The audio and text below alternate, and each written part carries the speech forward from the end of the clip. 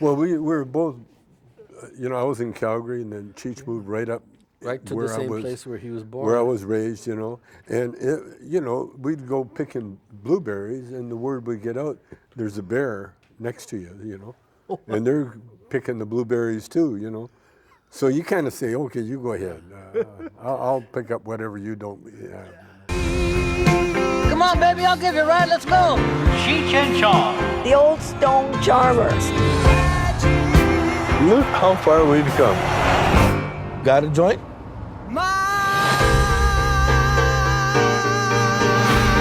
Oh, I think I dropped some gummies.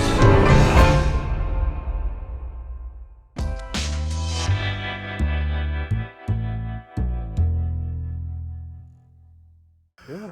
I love that I'm talking to you guys about nature. That sounds so cool. Well, we were both, I was in Calgary, and then Cheech moved right up. Right to the same place where he was born. Where I was raised, And, we'd go picking blueberries, and the word would get out, there's a bear next to you, And they're picking the blueberries too, So you kind of say, okay, you go ahead. I'll pick up whatever you don't have. The blueberries get wild in where we lived. Oh, wow. I mean, so big that they would hang down there just full of life, nutrition. Yeah. And so the bears and that. And it was right by this river called the Elbow River or the Bow River.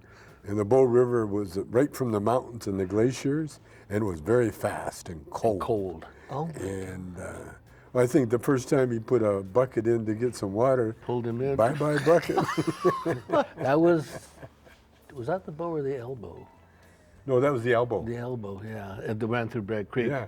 Yanked me off a bridge, and I was gone. Like. How did you guys know? I mean, like early on, you guys knew you would connect. How did you know? We just had this. We had the same things, same type of things in our background. The same kind of music we listened to, the same kind of family interrelationships in our family, and we could, we just.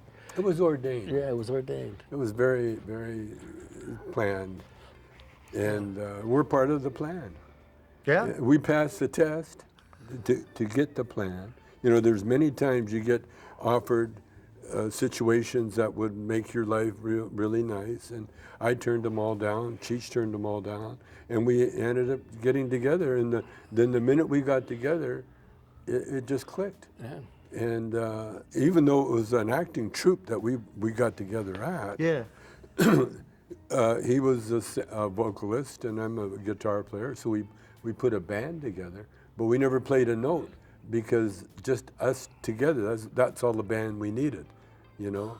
And so the band, they still joke about it, In fact, the joke was, wow, when's our next gig, boss? Maybe no gig for you guys, but.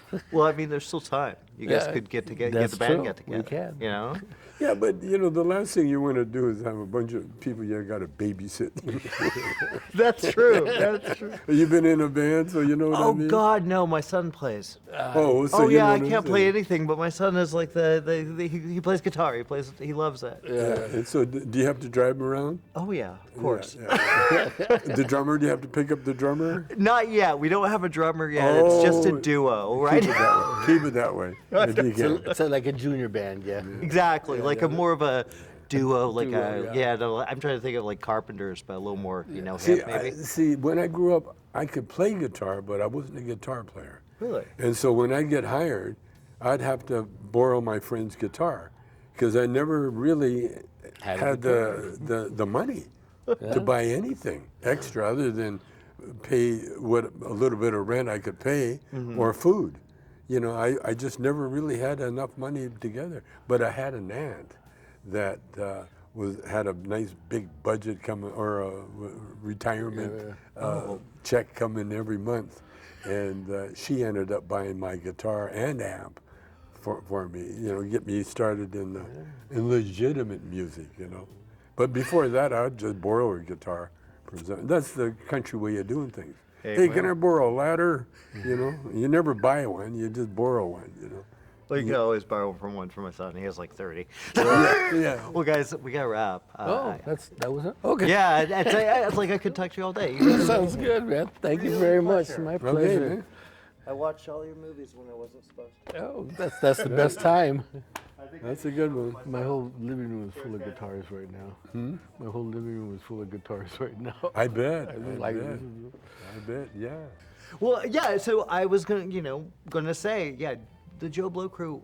A lot of us love these movies. A lot of us grew up with these movies, watching these movies when we shouldn't have been. You know what I'm saying? So yeah, it's legendary. So we love that we could share it, and we want people to see this movie. The trailer really, the JoBlo community really embraced the trailer, which we were excited about. I'm glad. I'm glad. Yeah. Now, I gotta say, like, it's a beautiful film.